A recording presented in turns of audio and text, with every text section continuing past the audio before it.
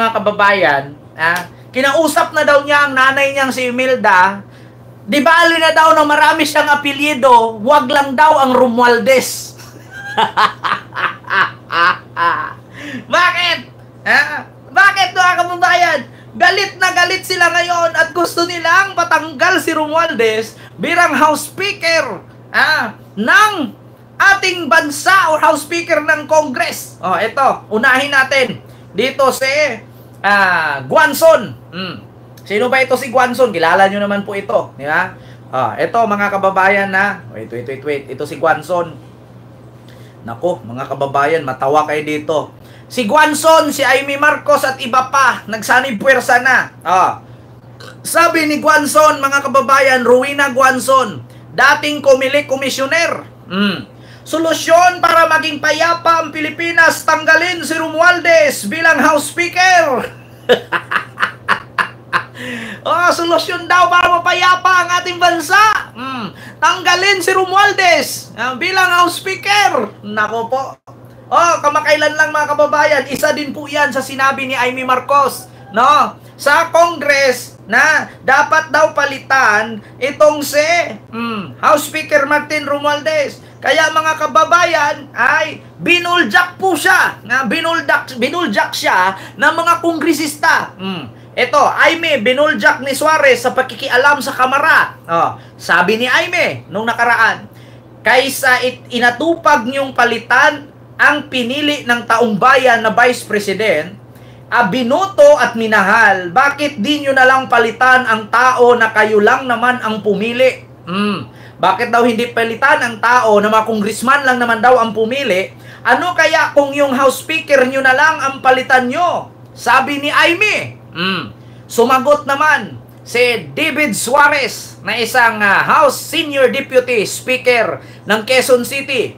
Let me be clear. No senator, regardless of stature or history, has the right to dictate who should lead the House. The decision rests solely with the elected members of the chamber, and Speaker Romualdez continues to enjoy our overwhelming confidence. Palibhasa kasi Aimee, kahit konti lang na grupo, ayaw sa'yo. Kita ninyo mga kababayan? Binuljak. Sinabihan siya ni Suarez, wala sa kasaysayan na didiktahan kami ng isang senador. Di bali nang kami lang naman ang pumili, ginusto naman po namin yan. At gusto din po namin ang pamumuno ni Romualdez. Masaya kami. Bakit di nyo papakialaman? Bakit daw hindi nyo palitan na congressman si Romualdez? Kayo lang naman daw ang bumoto kay Romualdez bilang House Speaker. Pero Aimee, wag mong maliitin. Kahit sila lang ang bumoto. Kasi maskin ikaw hindi ka pwede maging Senate President, tandaan mo Aimee. Kung maglaban kayo dalawa ni Romualdez, hindi mo kaya, pulutin ka sa kangkungan.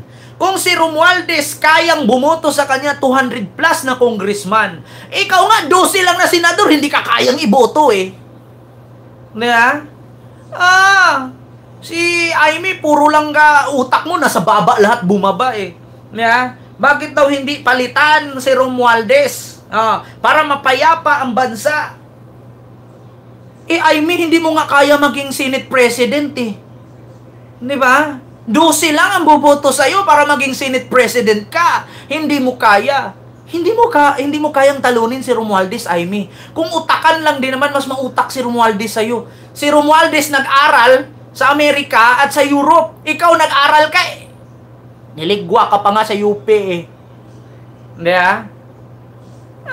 niligwa ka nga Hindi ka nga tinanggap doon. Kung naalala mo, 2022 election, hindi ka nga kinikilala ng UP. Sabi nga ng UP, nag-aral yan doon, inexpelled lang. Na-drop ka nga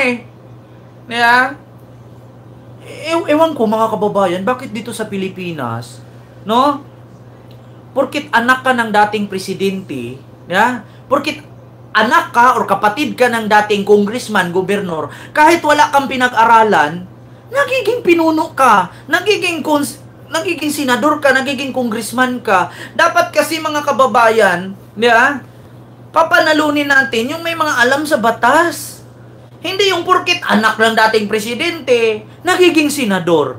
Anak ng dating presidente, nagiging mayor. Bakit hindi natin baguhin yan? Diba? Diba, Sir Elijah? Oh, si PBBM nga na-drop out. Hindi naman nagyabang. Kasi alam ni PBBM sa sarili niya na hindi niya kailangan magyabang. Pero ito si Aimee, Diyos ko naman, si Romualdez may degree. Ikaw na degree mo. Ah, 32 degrees Celsius. Diyos ko. Diba? Yun ang tanong mga kababayan. Si Romualdez, binaboy-baboy ninyo, abogado yan. Kayong nang bababoy, wala kay degree. Diba? Diyos mayo marimar. Isa pa to si Guanzon. Tumandang paurong. Yeah? Para daw matahimik ang Pilipinas, tanggalin daw sa House Speaker si Romualdez. Inggit yarn? Inggit ka?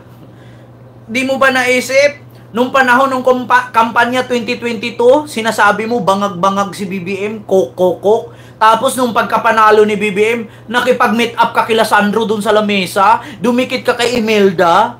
Anong tawag sa'yo, Guanzon? Diba? Ang daming ang nagagalit sa'yo eh.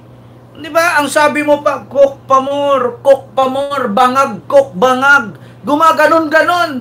Nung nanalo si BBM, nakipag-meet kay Imelda, kay Aimee, kay Sandro. Balingbing. Diyos mio marimar.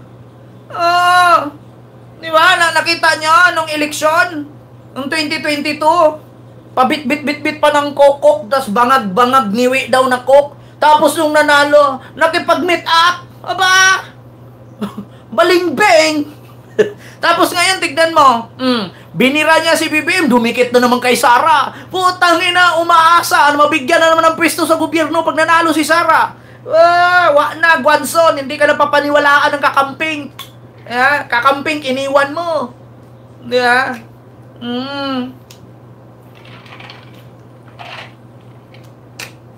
Grabe talaga. Diyos mio marimar. Grabe ang ginawa nila, mga kababayan, sa politiko. Kung naalala ninyo noon, si Rowena Guanzon, birada ng birada kay BBM yan, may pakokok, zero pa siya. Oo. Tapos ngayon magugulat ka, mga kababayan, tignan mo, Guanzon. Ito, Guanzon to First Family. Nakipag-meet up siya. Ang daming galit sa kanya nun. Hindi ako makatulog eh. Ano to? Laban na... Inyo si Mark DDS. Ayaw ng iba dyan. Ma'am, Ito mas... bakit ni Senator? Ito siya, Ka kanyan magsalita tungkol kay BBM. Ang sagot ko, si BBM na, hindi na-graduate sa college. Tumakbo pang presidente ang lentek. Tapos nung nanalo si BBM, anong ginawa mo? Ito, i-search natin. Ito na. Guanzon.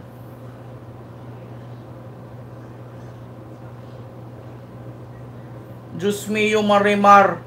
Tigilan mo nga kami, Guanzon. Nakipag-meet up. Ayan baka nakalimutan mo, Guanzon. Tumakbo daw presidente, hindi nga daw nakagraduate sa college. Pero nung nanalo si BBM, nakipag-shake hands kay Sandro. Diba? Napakabalingbing mo. Tapos mong makipag-shake hands, lumapit ka kay Romualdez. Ito yung isa. Ito yung isa, mga kababayan. Nakipag-shake hands kay Romualdez. Tapos ngayon magulat ka. Anong sabi ni Guanzon? Tanggalin daw si Romualdez bilang House Speaker para mapayapa ang Pilipinas. Didikit ka na naman kay Sara? Pagkatapos mong sabihin si Sara, nahawa sa pagiging bangag. Diyos ko, Guanzon, tigilan mo yung pagiging sip-sip mo. Tigilan mo yung pagiging balingbing mo. Kakamuhian ka nung kakamping. Sinabi ko sa'yo, Guanzon. Tigilan mo yung kakasulsul mo kabilaan. Naghahanap ka lang kung sino yung yamado, doon ka. Pag dihado, iwan mo na. Diyos mio Marimar, ang daming kakamping na naloko mo. Tapos ngayon, ano to, Guanzon? Ano yan? Sabi mo, ipatanggal si Romualdez? Pero ano yan? Anong tawag dyan?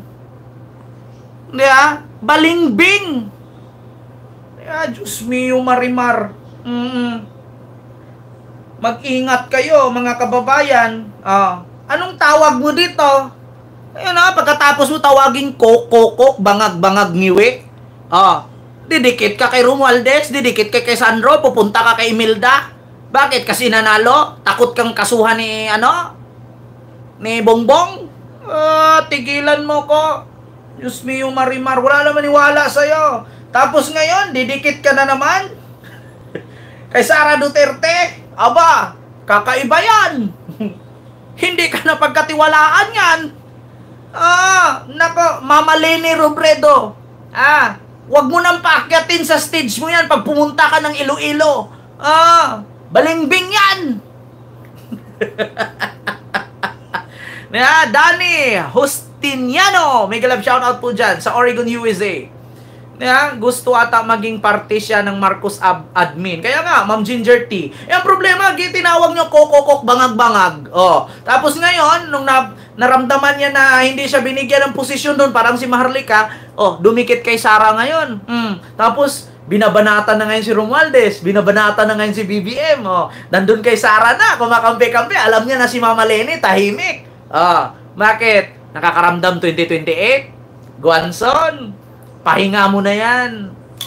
Matanda na tayo. Pahinga mo na yan. Wala ka na, hindi na bagay. Baka makalimutan mo pa. Palipat-lipat. Hindi mapagkatiwalaan yung mga ganyan. So yun lang mga kababayan. Yung ating reaksyon ngayon. Diyos mio Marimar. Kaya tayo mga kababayan, mag-ingat tayo. Maraming ganyan. Doble ang mukha. Guanzon, para kang si Cara Mina. May mukha sa harap, may mukha sa likod. Cara Mina. Doble cara pala.